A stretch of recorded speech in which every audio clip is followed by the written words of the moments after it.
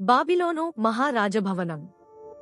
సేవకులు తిరుగుతూ, రక్షకులు గర్వంగా నిలబడి, రాజు సింహాసనంపై కూర్చున్నాడు.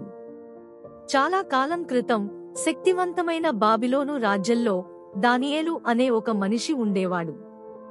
అతను సైనికుడో, రాజుగానో లేడు, దేవుని సేవకుడు. దానియేలు జ్ఞానవంతుడు, నిజాయితీగలవాడు, విశ్వాసవంతుడు. రాజు దార్యావేషు అతనిపై అంత విశ్వాసం పెట్టాడు. అతన్ని మొత్తం రాజ్యానికి పాలకుడిగా నియమించాలనుకున్నాడు.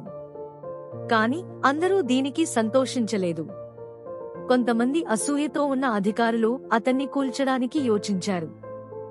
అసూయతో ఉన్న అధికారులు గుసగుసలాడుతూ తర్వాత ఒక చట్ట పత్రాన్ని రాజుకు సమర్పించడం. ఆ మనుషులు ఒక చాకచక్యమైన పథకం వేశారు. వారు రాజు దార్యావేషును ఒప్పించి ఒక చట్టంపై సంతకం చేయించారు. 30 రోజుల పాటు ఎవ్వరూ రాజు తప్ప ఏ దేవుడికి లేదా మనిషికి ప్రార్థించరాదు.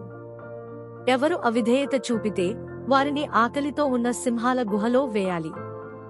దానియేలు ఆ కొత్త చట్టం గురించి తెలుసుకున్నాడు. కాని దేవునికి ప్రార్థించడం ఆపలేనని కూడా తెలుసుకున్నాడు. కాబట్టి ఎప్పటిలాగే తన ఇంటికి వెళ్లి కిటికీ దగ్గర మోకాళ్లపై కూర్చొని రోజుకు 3 సార్లు దేవునికి ప్రార్థించాడు. ఆ అసూయతో ఉన్న అధికారులు అతన్ని చూశారు. వెంటనే రాజుకు చెప్పడానికి పరుగెత్తారు. రాజు దార్యావేషుకు ఎంతో బాధగా అనిపించింది. అతనికి దానియేలు అంటే ఇష్టం. కాని చట్టాన్ని మార్చలేకపోయాడు. కాబట్టి దానియేలు చీకటి, గర్జించే సింహాల గుహలోకి తీసుకెళ్లబడ్డాడు. రాజు అన్నాడు, నీ దేవుడు, నీవు అంత విశ్వాసంగా సేవించే ఆయనే నిన్ను రక్షించుగాక. సింహాలు దానియేలు చుట్టూ ప్రశాంతంగా పడుకుని ఉన్నాయి. ఒక దూత యొక్క కాంతి మృదువుగా వెలుగుతోంది. ఆ రాత్రి రాజుకు నిద్రపట్టలేదు. ఉదయం వెలుగుతూనే ఆయన సింహాల గుహ వద్దకు పరుగెత్తి, దానియేలు, నీ దేవుడు నిన్ను రక్షించాడా అని కేక వేశాడు. లోపల నుండి దానియేలు స్వరం వినిపించింది, నా దేవుడు తన దూతను పంపి సింహాల నోళ్లు మూయించాడు. వారు నన్ను హాని చేయలేదు, ఎందుకంటే ఆయన దృష్టిలో నేను నిర్దోషిగా ఉన్నాను. రాజు ఆనందంతో ఉప్పొంగిపోయాడు.